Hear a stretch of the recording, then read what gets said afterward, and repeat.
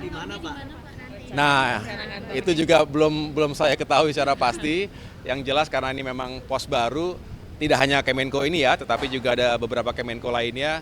Karena memang benar-benar baru, kami baru mendapatkan informasi lagi dicari yang pas lah kira-kira di mana begitu. Pak, di kabinet. Iya, eh, pertama-tama kami semua tentunya menyambut dengan sukacita terbentuknya kabinet atau pemerintahan baru yang mudah-mudahan bisa bekerja dengan baik membantu Bapak Presiden Prabowo Subianto mencapai target-target termasuk mewujudkan visi misi beliau yang telah ditetapkan selama ini.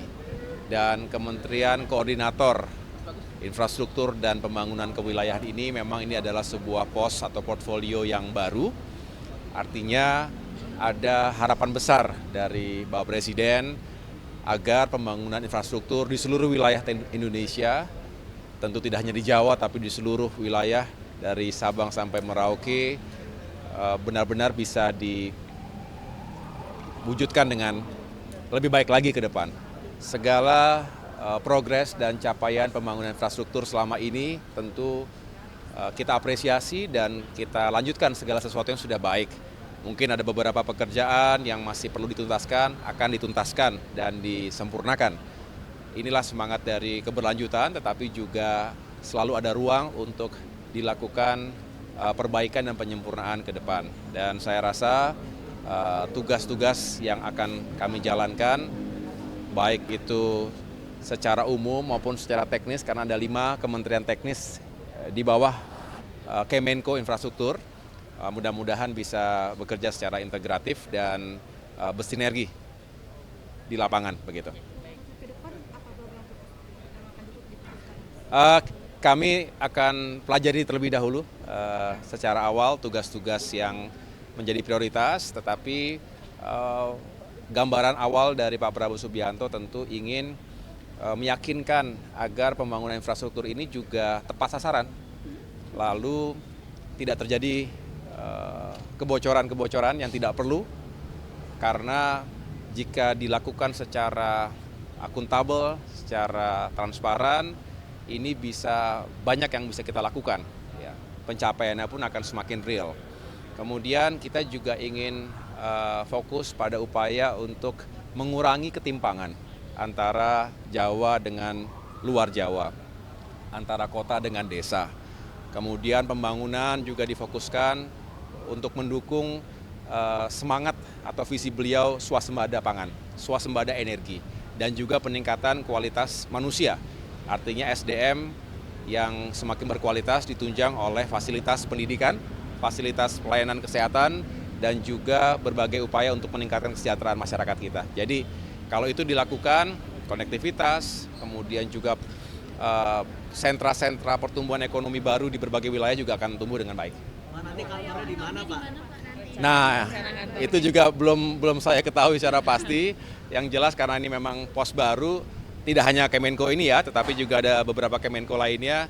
Karena memang benar-benar baru, kami baru mendapatkan informasi lagi dicari yang pas lah kira-kira di mana begitu. Pak, di kabinet ini Demokrat dapat berapa menteri atau wamen? Kami mendapatkan 4 pos kementerian dan juga 1 wamen begitu. Ya.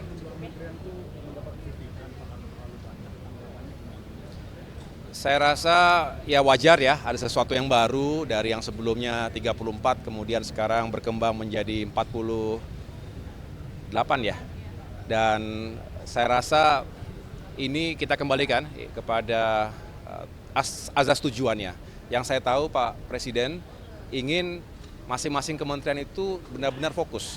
Secara spesifik tugasnya itu bisa dijalankan secara efektif, taktis. Dengan demikian dikembangkan, ada yang tadinya 1 badan, satu rumah, kemudian jadi 2 begitu atau jadi 3.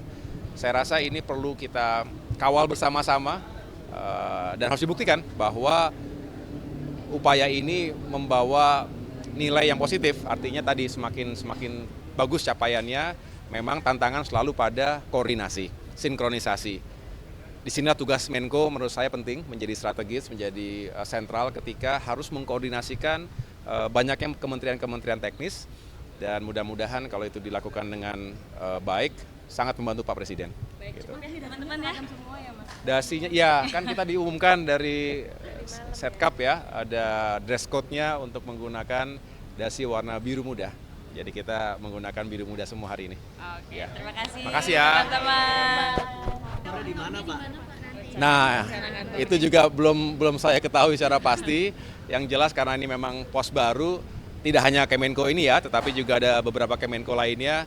Karena memang benar-benar baru, kami baru mendapatkan informasi lagi dicari yang pas lah kira-kira di mana begitu. Pak, di kabinet ini Demokrat dapat berapa menteri atau wamen?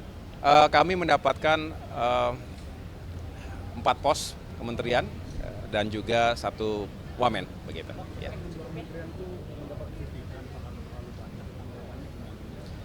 Saya rasa ya wajar ya, ada sesuatu yang baru dari yang sebelumnya 34, kemudian sekarang berkembang menjadi 48 ya. Dan saya rasa ini kita kembalikan kepada azas tujuannya. Yang saya tahu Pak Presiden ingin masing-masing kementerian itu benar-benar fokus. Secara spesifik tugasnya itu bisa dijalankan secara efektif, taktis. Dengan demikian dikembangkan, ada yang tadinya satu badan, satu rumah, kemudian jadi 2 begitu atau jadi 3.